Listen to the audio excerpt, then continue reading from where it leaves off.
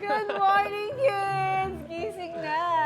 Gising na at susulitin po natin ang ating bakasyon. Ito na po, mag-stretching na dyan dahil magta-tumbling tayo ngayong umaga. Yes, sige nga. Uy, pero ang activity natin for today, gymnastics for kids. Maganda yan ha, that's a very, very good sport, foundational sport. That's true. Si Shaira at ang viral Beshies na sina MJ at Lala, susubukan na yan. Shai, simulan natin yan sa UH Kiddie Time. Let's go, Shai. Hi guys! Good morning! Kids, bangon na! Samahan niyo si Ate Shaira magbanat-banat ng buto dito sa UH Kiddie Time. And for today's video nga, dito mag-aaral tayo ngayon ng gymnastics. Ako sobrang exciting at ngayon nga ongoing na ang warm-up ng mga bata na sobrang cute. Kids, say hi! Say hi! Ayan, alam niyo, perfect tong activity for kids ha, guys. Lalo na ngayon na bakasyon sila, hindi pa nagsistart yung school. Maganda to kasi highly interactive siya. So, mag-e-enjoy pa sila sa labas at hit sa lahat, mag-build sila ng strength, yung social skills sila mag-improve, and yung flexibility. At speaking of flexibility, guys ha, eto, natatandaan niyo ba yung mga mag-beshi na nag-viral noong 2019? Dahil sa sobrang lambot ng kanilang katawan na parang mga walang buto, nandito sila ngayon at makakasama natin sila. Eto na nga ang mag-beshi si Lala at si MJ.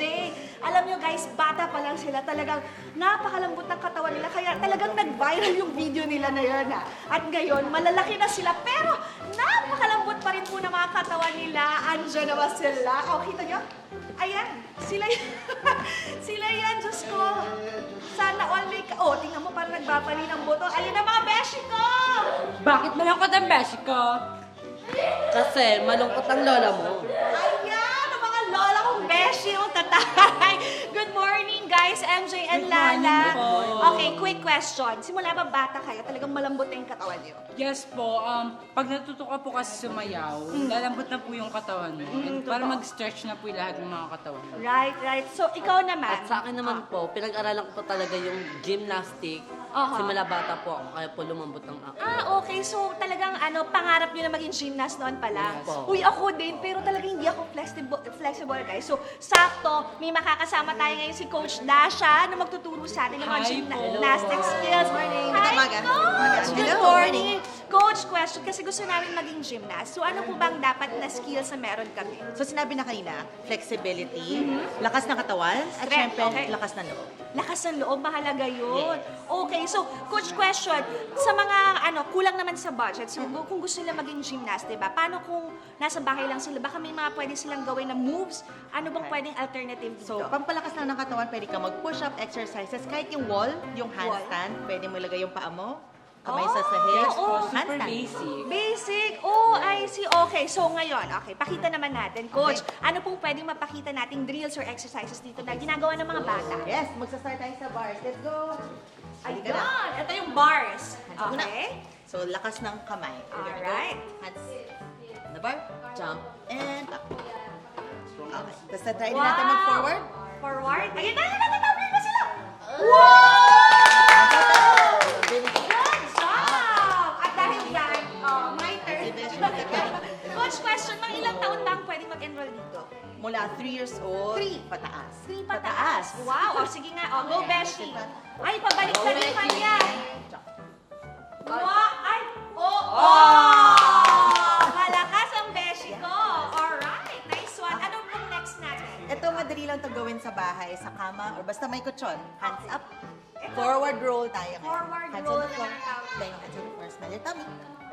Ayun! Ay! Kung bata ako, ginagawa ko yan. Nice one. Good job, Okay, baby. go, Levi. Tapos pwede rin handstand. Handstand. Ito. Yun. Hands on the floor. Okay. Lock your arms. 1, 2, 3. Legs up. Wow! Oh, Uy, ayan, ang other galing! Talagang Stand up. yung muscle nila, talagang matututo sila dito. Yes. Magpalakas pa lalo. Show your muscles. Show your muscles. Yes. Nice one, baby. At Okay. parang gusto ko i-try. Yes, pwede natin i-try. Kasi natuto. Ginagawa ko siya nung bata ako, pero, syempre, mali. So, dapat pala ganyan. Yes. Head in and drop. Tapos, finish tayo nakatayo. Bata. Ay, pagtayo. Nice, okay. Thank you, kids. Coach, ano naman po yung next natin? So, dito tayo sa balancing naman. Sa balance beam. Ready? Okay. Hands out to the side lang. then look front. Go. Wow! See, kids, nakakatuwa kasi habang bata pa talagang nahahanap na nila yung balance nila. No? Yes. Ang cute naman Okay. ng mga Shorty, pag-girls go. na to. Si Shorty. At si Shorty, sobrang kulit ito ni Shorty eh. Go, Shorty. Okay. And At si Lucas. Ito. Ada to the side. Careful! Parang basic na basic kay Lucas, no? Lucas, hello! Hello. How old are you? Ha?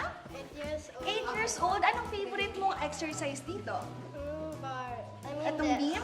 Yes. Wow! Enjoy naman? Enjoy ka dito sa gymnastics class mo? Yeah. How about you guys? Enjoy kayo? Yeah. You guys enjoy this? Yeah. Wow naman, very good naman talaga. Alam mo guys, nakakatuwa. Parents, habang maaga i-enroll nila sila, ang mga kids nyo dito sa mga ganitong classes kasi very interactive siya, di ba? At gusto natin yan, yung social skills ng mga bata na i-improve. At syempre, guys, for more fun activities for kids, tumutok lang kayo dito sa inyong pambansang morning show kung saan laging una ka, unang hiling!